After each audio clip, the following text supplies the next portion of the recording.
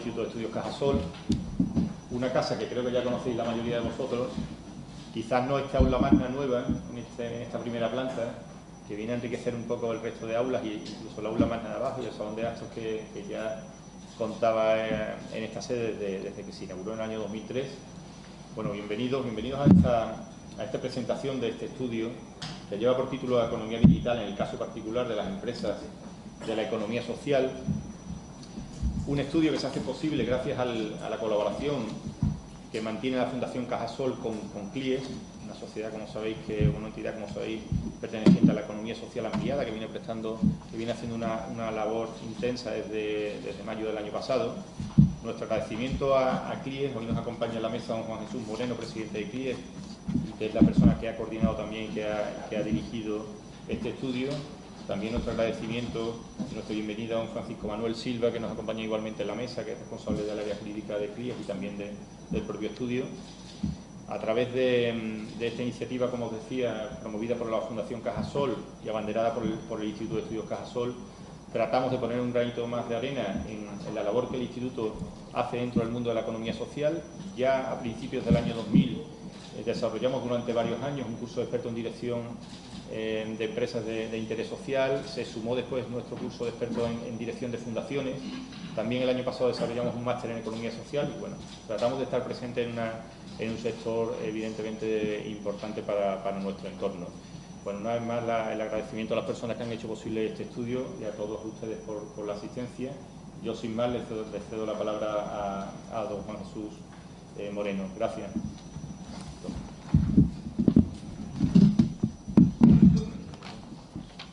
Gracias, Álvaro. Gracias a todos vosotros por la asistencia. En primer lugar, pediros disculpas por la fonía. Espero que se escuche medianamente bien. Gracias por el entorno donde estamos, un magnífico entorno. Gracias, Lolo, por venir. Y gracias una vez más a todos vosotros. Bueno, este estudio tiene por objetivo, no es, en un principio, ver qué grado de integración tiene la economía digital en las empresas de economía social. Como sabéis, CLIES, y si no lo sabéis, la mayoría de los presentes creo que sí, CLIES es una asociación que nace con un espíritu de cooperación entre empresas de economía social que intenta tener como bandera, como uno de sus principales, ¿cómo explicarlo?, de sus objetivos, llevar la innovación tecnológica a todas las empresas de economía social y la innovación social. Entonces nos parecía conveniente hacer una fotografía un poco rigurosa de cuál es la situación de las empresas de economía social respecto a la economía digital dentro de la comunidad autónoma andaluza. Primero aclararos que nosotros estamos no en el concepto que comúnmente está aceptado como economía social, sino que creemos en una economía social ampliada, por decirlo de alguna forma, y ese es el concepto que hemos venido defendiendo durante este tiempo. Si observáis en la ley, creo que es la ley 5 de 2011, de 30 de marzo, en su artículo 5.2, y ya nos lo aclarará el profesor Silva, permite incluir como economía social algunas otras formas empresariales o organizaciones empresariales que no son las comúnmente aceptadas o relacionadas con ellas, como las cooperativas o las sociedades laborales. Y en ello nos basamos en que creemos que aquella forma, tanto colectiva como individual, donde el proyecto de vida coincida con la actividad económica desempeñada y cumpla con los principios básicos de la economía social, no tiene por qué ser tenida fuera, considerada fuera del concepto de economía social. Y siempre pongo el mismo ejemplo, ¿no? No sé por qué el frutero de la esquina del barrio no puede ser economía social, ¿no? Cuando el tipo está allí, toda su vida la tiene volcada en su negocio, el chico que viene del instituto le ayuda a cargar 4 cajas, la mujer se queda mientras va al banco a hacer no sé qué gestión, atendiendo a la vecina. no entiendo por qué eso no es economía social. O no entiendo por qué una sociedad limitada que sea capaz de darle participación a los trabajadores, no en los beneficios, sino en la propia empresa, no sea considerada como economía social. Sí es verdad que no debemos de olvidar nunca los principios básicos de la economía social, que me imagino, vamos, todos conocéis, figuran en esto. En fin, dicho esto, estamos en un momento, como todos sabemos, ahora ya creo que vamos por la cuarta revolución industrial, por la cuarta revolución. Me decían esta mañana que estamos en la quinta y que lo que se espera es la sexta, con eso de la inteligencia artificial y la inmortalidad humana, ¿no? que hará cambiar en el proceso el concepto incluso de ser humano que tenemos ahora, no solamente en cuanto a cómo nos organizamos socialmente, sino a cómo somos individualmente. Pero estamos en un momento donde la incorporación de todos los valores tecnológicos, sobre todo de las nuevas tecnologías de la información y de la comunicación, ya no solamente en la captación de datos, en la relación entre quienes manejan esos datos, sino en la interpretación de esos datos y en el proceso de toma de decisión, van a variar toda la relación entre los agentes sociales tal como los conocemos. Esto hace que se rompan multitud de fronteras, todas las fronteras, diría yo, ¿vale? Desde las sociales, políticas, económicas, geográficas. Hace una cosa fundamental, o una de las conclusiones que dejamos claras en el estudio, es que el sistema educativo debe de cambiar. Es decir, ¿cómo nos educamos?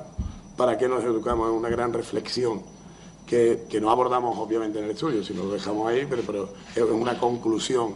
Deberíamos de abordar un nuevo sistema educativo de cómo adquirimos la información y cómo la manejamos y para qué la vamos a emplear, puesto que todas las relaciones entre los agentes sociales, tanto individuales como colectivos, están cambiando. Es más, en sí mismo la propia identidad de esto creemos que puede cambiar o como consecuencia de este proceso digital. Quiero decir también, o quiero observar que este estudio está basado en la mayoría de los datos en los que está basado son de 2015, cosa que hace que en sí mismo, mientras que elaborábamos el estudio, vaya quedando obsoleto. Pero somos incapaces de traer, si no estaríamos haciendo el estudio de forma permanente. Esta es la dinámica o lo cambiante que hace la economía digital, las tecnologías de la comunicación, las nuevas tecnologías de la comunicación, que estas relaciones sean, que es muy difícil de hacer una fotografía fija y que tenga 100% de validez y de vigencia, ¿vale? Validez sí tiene, puesto cuando se hace la foto, pero no de vigencia porque cambia de inmediato.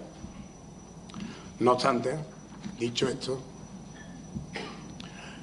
hemos hecho también, hemos analizado, estoy diciendo los componentes de los que hemos basado para realizar esto, una serie de encuestas al día, hace 3 meses, 4 meses escasos, a empresas de economía social en las provincias, diversificados por sectores y por provincia, atendiendo o haciendo una correlación entre cuáles son los sectores y en cada provincia que más representación tienen dentro de la economía social. En Almería y en Huelva, pues los sectores más importantes de economía social son los relacionados con la agricultura, no así en Málaga, donde los sociosanitarios y los educativos prevalecen. Sevilla es verdad que tiene una gran equidad, tanto con la población como con la economía no social. Jaén, sin embargo, es la provincia más dispersa, curiosamente. Cuando uno puede pensar que en Jaén la economía social debe de estar muy en el sector agroalimentario, no es así. La fórmula, no digo, tengamos en cuenta que no estoy hablando de la economía en general, sino de las empresas de economía social dentro de lo que es la economía general. Es donde mayor dispersión de las 8 provincias se presenta, ¿vale? Hay un dato importante también que debemos de tener en cuenta cuando veáis el estudio, y es que hasta ahora, se ha estado argumentando siempre que las organizaciones empresariales en la comunidad autónoma andaluza, uno de sus grandes problemas es la falta de dimensión, la poca dimensión que tienen las empresas para realizar actividades más allá y para poder crecer y poder realizar su actividad más eficientemente. La economía digital rompe esa barrera, rompe la relación dimensión empresarial-beneficio, porque no hace falta, modifica las estructuras, no hace falta tener un delegado comercial en Bruselas con una estructura tal para vender tu proyecto, tu producto en Bélgica o en los Países Bajos. ¿Vale? Teniendo la herramienta informática adecuada a través de de Internet. Es fácil crear esa red comercial sin la necesidad de tener presencia física de personas. Eso quiere decir que tiene una afección en la dimensión estructural de las empresas. Entonces, a la adecuación de esa dimensión empresarial nos debemos referir más al cambio en su estructura organizativa que no a su tamaño. ¿De acuerdo? Por deciros, por daros algún dato, Andalucía es la tercera provincia en general, la tercera comunidad autónoma, perdón, en general, y también las empresas de economía social andaluza sobre el resto en España en nivel de digitalización. El 54% de las empresas digitalizadas o de mayor incorporación TIC en España la acumulan Madrid y Cataluña. Estamos muy a la par con la Comunidad Valenciana en estos datos, aunque sí es verdad también que estos datos son de 2015 y el año pasado crecimos bastante más por encima de lo que creció Valencia y estamos bastante más cerca de Cataluña de lo que estábamos. Las mediciones que hemos hecho, las hemos hecho basadas en el sistema métrico RASH. Podríamos haber elegido otro, pero elegimos ese por dos razones. Una, porque queríamos, partiendo de una variable, considerando la variable latente que sería el grado de integración de la economía digital dentro de las empresas de economía social, organizamos los sectores a los que queríamos acudir, ¿vale?, bajo unos parámetros o ítems que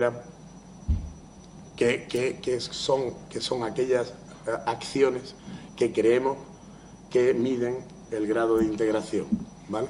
Lo tenéis ahí perfectamente relacionado, los 9 factores que consideramos y tal.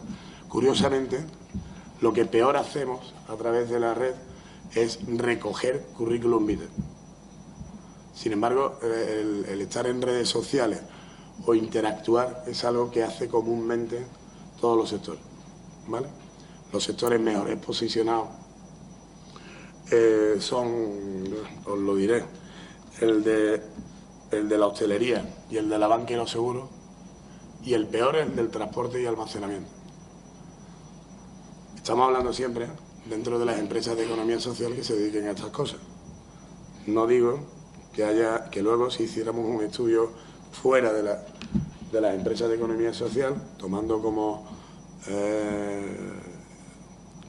mundo todas las empresas, tuvieran este resultado, ¿vale? No sé qué más contaros. Luego, si queréis, charlamos del estudio y lo que sea. Estoy intentando hacer una fotografía de lo que hemos intentado hacer, que hemos utilizado y daros algunos datos de lo que hemos encontrado. Luego, esto nos parecía de sumo interés,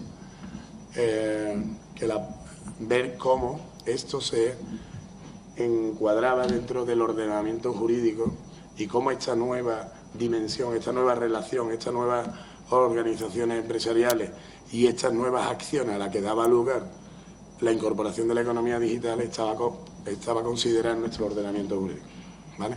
¿Qué hacía?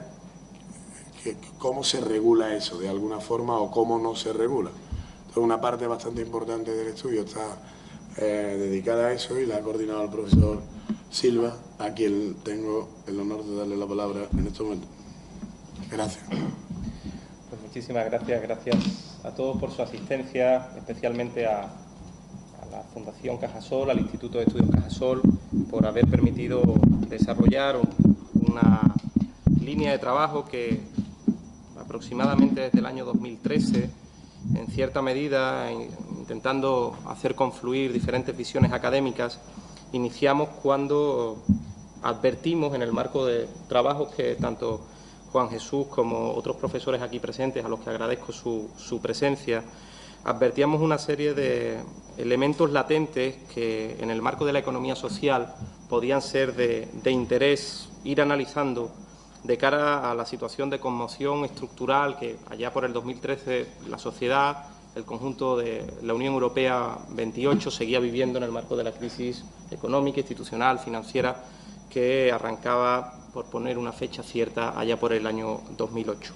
En aquel momento el análisis que realizamos era mucho más concreto, era ver la capacidad de resistencia que la economía social había mostrado a la propia crisis económica. Fuimos evolucionando con respecto a este particular a ver cómo la economía social se imbricaba, se anudaba al proceso de reformas institucionales y legislativas que se abrieron a partir del año 2010, las leyes orgánicas de estabilidad presupuestaria y sostenibilidad financiera, las leyes de racionalización y sostenibilidad de la administración local. Y en todo este trabajo hubo algunos datos que brillaron con luz propia. Hubo profesores como el profesor Monzón y el profesor Ávila, que ya allá por el año 2000 aventuraban este asunto, pero que para el año 2013 pudimos, tanto Juan Jesús Moreno como yo, y ya digo, trabajo y coordinación con otros profesores, empezar a atisbar que era que la economía social resistía mejor la crisis, destruía menos empleo, y lo hacía especialmente por dos razones: por su dimensionamiento y porque detrás de las empresas de economía social subyace un proyecto de vida que hacía que la defensa de los puestos de trabajo se ligara al propio proyecto vital de las personas que daban rostro y daban dimensión humana a esas empresas.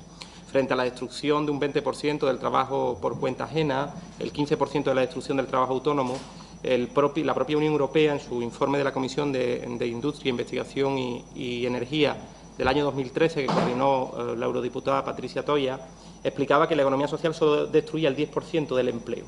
Y eso, en un país como España, en el cual la economía social, repartida por 44.500 empresas, que mueve 1,2 millones de empleos, y si lo llevamos al ámbito del empleo auxiliar que genera, llega hasta los 2,3 millones, prácticamente el profesor Gutiérrez Fernández, el profesor Espasandín Mustelo, que están presentes, me pueden corregir, la economía social en España frisa o representa casi el 12% de nuestro PIB. Tomen ustedes como referencia que el turismo en España está en torno al 15% y tiene un ministerio propio. La economía social llega casi al 12% y todavía adolece de muchas faltas de elementos estructurantes en nuestro Estado, a pesar de ser España el primer país que contó con una ley de economía social, allá por el año 2011, después vendría Portugal en el 2013, Francia en el 2014, y ha sido un país que ha producido legislativamente muchos avances en esta materia. La Ley 5/2011, de la que hablaba antes Juan Jesús, de 29 de marzo, de economía social, la Ley 44/2015, de 14 de octubre, de sociedades laborales, que modificaba la Ley 4/97, de sociedades laborales. Es decir, estábamos en un contexto de la economía social en el que en España había una cierta apuesta legislativa, había un cierto compromiso del legislador con intentar regular correctamente el sector, y lo hacía precisamente por lo que representa dentro de nuestro esquema económico y dentro de los proyectos de vida, el anclaje de la población al territorio y el papel que juega en la dinamización de una economía española donde el consumo es tan importante. Dicho todo eso, la parte que Juan Jesús en su momento me pedía para acompañar el trabajo muy cuidado que han realizado a partir del análisis de lo que dimos en llamar integración de la economía digital en el ámbito de la economía social, es básicamente explicar el minuto y resultado en el cual la economía social, que se va digitalizando, que se va integrando, tiene que operar, es decir, cuál es la arquitectura, el andamiaje legal, legislativo, en el cual tiene que operar este tipo de economía. Básicamente, el esquema viene presidido, como les mencionaba anteriormente, por estas dos grandes leyes, es decir, la Ley 5/2011 y la Ley 44/2015, donde se engloban los grandes principios de la economía social y donde aparece esa definición de economía social en el artículo 5 en sus apartados primero y segundo. Pero existe todo un conjunto de marco legislativo que no es auxiliar, sino principal, en el cual las empresas tienen que operar. Arrancando, si ustedes quieren fijar un momento donde el legislador fija su primera preocupación por esto de la economía en el ámbito digital con la Ley Orgánica de Protección de Datos allá por el año 1999, donde ya se incluyen indiciariamente algunos elementos, pero que a partir de ahí ha desarrollado una actividad de producción legislativa continuada, regular, con una cadencia armónica, que, aunque el derecho siempre va por detrás de la vida real, todo hay que decirlo, no hace que España sea de los países de la Unión Europea 28 que esté más retrasado en este sentido. Básicamente, y no quiero cansarle, sobre todo porque en las 123 páginas del estudio, especialmente de las 57 hasta el final, que es donde vienen todos los elementos de regulación jurídica, se expresa perfectamente en una edición que, bueno, hoy he conocido por primera vez en papel y es muy cuidada y tiene una presentación muy didáctica y un relato muy pedagógico. Les permite conocer básicamente a qué se ha dedicado el legislador a nivel estatal y muy brevemente a nivel autonómico en materia de economía digital. Les contaba, Ley de Economía Social del año 2011, Ley de Sociedades Laborales que reforma la del 97 en el 2015, pero a partir de ahí todo lo que tiene que ver con protección de consumidores, donde las directivas de la Unión Europea obligan a España a la transposición de muchos elementos concretos en materia de resolución de conflictos por parte de los consumidores, ahora hablaremos brevemente de ello. Todo lo que tiene que ver con propiedad intelectual, que ha llevado a operar una reforma en el propio Código Penal. Saben ustedes que la Ley Orgánica 1/2015, que reforma la Ley Orgánica 10/95 del Código Penal, en todo lo que refiere a propiedad industrial y propiedad intelectual en el capítulo 11, pues hace una reforma bastante importante.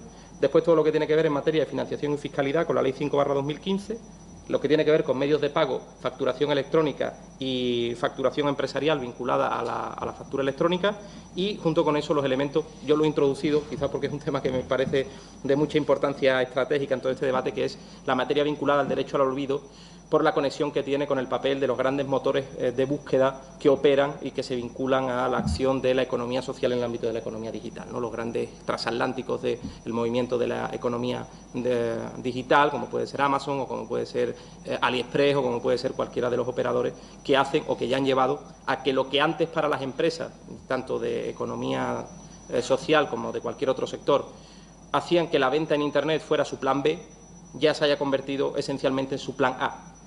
Si el plan A o analógico era la venta al detalle, el comercio minorista a través de un local comercial, y el plan B era vender en Internet como un acompañamiento auxiliar que permitiera en cierta medida tener un nivel de proyección a lo que hacías en tu mundo analógico, ahora el plan B se ha convertido realmente en el plan principal y, por tanto, la construcción de reglamentos, de leyes y de circulares va en ese sentido, ¿no? Por lo tanto, tienen ustedes en el estudio pues toda la mención también vinculada a derecho al olvido, porque en todo lo que tiene que ver con economía digital y el papel de la economía social que se está integrando en la economía digital, el papel del derecho a los consumidores es un elemento esencial. Ahí van a jugar un papel muy importante, lo vinculado a las dos últimas directivas emitidas por la Unión Europea, tanto la del año 2013/11, que tiene que ver con las llamadas resoluciones alternativas de disputas de consumidores, y esta es mucho más importante, la 524/2013 sobre resolución de conflictos de consumidores en el ámbito online, que es básicamente donde ya centramos parte de nuestras demandas y sobre todo de nuestras incertidumbres como consumidores finales. Las garantías del producto, el acabado del producto, las garantías de retorno si no tenemos satisfacción total con el producto recibido, y los principios de seguridad con nuestra operación en el ámbito electrónico. En este sentido, básicamente el estudio, por no cansarles, desde la página 57 hasta el final, lo que hace es prefijarles esta arquitectura, una arquitectura que, como bien planteaba Juan Jesús, mientras estamos hablando se está oxidando, es decir, el nivel de obsolescencia de esta arquitectura legislativa es mucha, sobre todo porque la demanda regulatoria también es muy alta.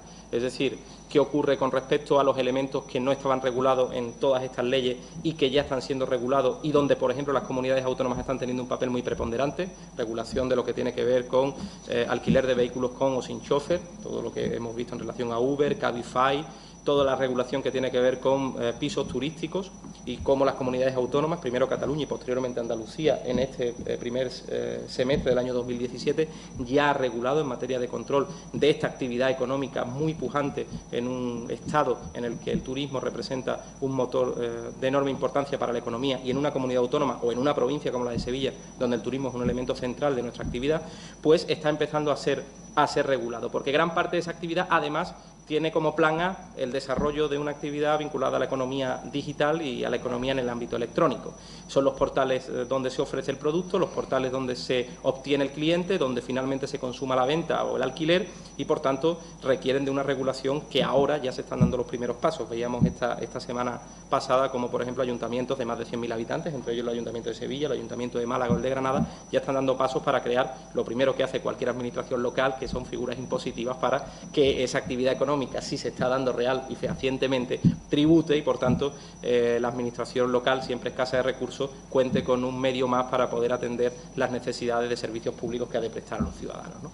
Por lo tanto, sí fijar su interés, porque creo que la sesión de hoy, esta presentación era precisamente para eso, en que adviertan ustedes cuáles son los grandes elementos de la trazabilidad principal en materia legislativa, que es lo que tiene que ver protección de datos, propiedad intelectual, defensa de los derechos del consumidor, derecho al olvido, facturación electrónica, e-commerce y la protección final de ese nuevo plan A de las empresas en el ámbito digital. Todo lo que tiene que ver con el papel de la economía social que se está digitalizando lo tienen ustedes en el inicio del estudio de manera, creo, sobresaliente con ese análisis de método RAS, y sí animarles en el sentido de que creo que todos los que están aquí presentes son profesionales tanto del ámbito académico como del ámbito empresarial o están en un periodo de formación, animarles y desde aquí agradecer y por supuesto, seguir aspirando a que tanto el Instituto de Estudios Cajasol como la Fundación Cajasol ahonden en esta línea pionera donde nuestra comunidad autónoma y este instituto en concreto y nuestras universidades públicas están haciendo una producción científica, creo que de muy alto valor porque están conectando elementos que antes no estaban conectados. Economía social, administración pública, economía digital y economía social, que creemos que en un tiempo nos va a permitir poder seguir legislando en el buen sentido y sobre todo en el sentido eficaz y eficiente, que es lo que pretenden todas las leyes y las normas, que es que estén al servicio de la vida cotidiana y no para obstaculizar la vida cotidiana, la creación de riqueza, la redistribución de riqueza o la creación de empleo. En definitiva, animarles. Sé que a veces un estudio de este perfil puede ser árido y quizás los que nos gusta este tema hablamos con mucha pasión y después cuando ustedes desciendan a negro sobre blanco dirán, bueno, pues no es tan excitante, ni tan divertido, ni tan bonito como nos lo ha contado, pero sí decirles que gran parte del futuro pasa por aquí, el proceso de integración de la economía, primero la economía formal en economía social cada vez más, comprometida con valores, con ética, comprometidos con la independencia, comprometidos con unos determinados perfiles que históricamente en nuestra economía han venido cumpliendo las sociedades laborales, las mutualidades, las cofradías de pescadores, las cooperativas, y a su vez que todo eso se produzca en ese ámbito donde desarrollamos cada vez más parte de nuestra vida como consumidores, que es en el ámbito digital. Yo darle las gracias a Juan Jesús por querer contar con alguien de derecho, que parece que tenemos que estar en todas las salsas y en todos los menús, bueno, siempre hay alguien de derecho por medio. Darle las gracias especialmente por contar con nosotros en este estudio y animarles a ustedes a que sus aportaciones, por favor, por supuesto, nos las hagan llegar. La idea es seguir creciendo en este estudio y esperar en el futuro poder seguir trabajando en esta línea. Muchas gracias, Álvaro, gracias a la Fundación, al Instituto, y gracias a ti y gracias a ustedes por su presencia hoy en esta mañana de miércoles. ¿Cómo se valora eso? Si es en ese debate, que además están utilizando la economía digital, que además en muchos casos va muy por delante de la economía tradicional, ¿cómo se aborda eso? Es una de las patas del debate que hay que abordar. Por completar su respuesta, que creo que lo ha centrado perfectamente, creo que hay una serie de elementos que no lo expreso desde el pesimismo, ¿no? Al contrario, ¿no? Sino desde el conocimiento de cómo el Estado en sus diferentes niveles de administración asume sus funciones principales, ¿no? Por utilizar una definición clásica, el Estado sigue en el siglo XXI operando con el mandato de cumplir tres principios esenciales: el monopolio de la violencia, el control de los tributos y la protección y defensa de la ciudadanía. Con esos tres principios esenciales desarrollados en un Estado moderno, con división de poderes y con un nivel de Estado social y democrático de derecho que dice el artículo 1.1 de la Constitución, todos estos elementos tenderán a su regulación cuando empiecen a ser visibilizados por el radar de la capacidad impositiva y recaudatoria del Estado. Créame, y es una opinión estrictamente subjetiva y por tanto personal, que cuando todos estos elementos empiecen a tener un peso dentro de la posibilidad impositiva del Estado y el Estado entienda en sus diferentes niveles que puede obtener una capacidad recaudatoria sobre los mismos, empezará a operar sobre ellos para conseguir encuadrarlos en alguna de las figuras que le permita obtener una recaudación. Ejemplo, los bancos de tiempo. El intercambio horizontal de tiempo en un periodo en el que los ciudadanos no pueden intercambiar porque no tienen poder adquisitivo o renta disponible suficiente, y lo que hacen es intercambiar tiempo. Cuando este elemento, que operan en el Aljarafe, las monedas sociales, donde precisamente se celebra esta semana un congreso internacional, San Juan está presentando su moneda internacional precisamente en el congreso, cuando todos estos elementos empiecen a tener un valor recaudatorio para el Estado, empezarán a regularse con cierta rapidez. Lo que ocurre es que todavía operan porcentualmente en un nivel de cierta residualidad, marginalidad en términos recaudatorios, pero en el momento que crezcan, y crecerán, es la línea, la tendencia natural, todos estos elementos serán regulados. Tienen ustedes que ver la línea ascendente de plataformas como Airbnb, como el caso de Cabify, de todos estos. En el momento que aparezcan en la pantalla de mandos del Ministerio de Hacienda, empezarán a ser regulados para que empiecen a tributar. Mientras tanto, se moverán en ese magma en el cual todavía ni existe una definición clara, ni existe una regulación clara. Serán regulados cuando tengan que empezar a tributar. Una opinión, ya le digo. Bueno, nada, terminamos. Gracias, Juan Jesús Moreno, Francisco Manuel Silva, por vuestro trabajo. Y enhorabuena por el resultado final, que yo creo que ha despertado muchísimo interés. Estoy seguro que la Casa tendrá sensibilidad para seguir apoyando estas iniciativas que aportan tanto y que tienen tanto valor añadido. No me corresponde a mí, como sabéis, decidirlo. Le corresponde, entre otros, a nuestro director Guillermo Sierra. Yo aprovecho para disculparlo. Lleva toda la semana quejado de un virus. Nada importante, nada que ver con los virus que afectan a los ordenadores. Ya los de los humanos están más controlados. Y nada, bueno, gracias a todos ustedes por haber invertido tiempo en de nuestras actividades. Gracias. Muchas gracias.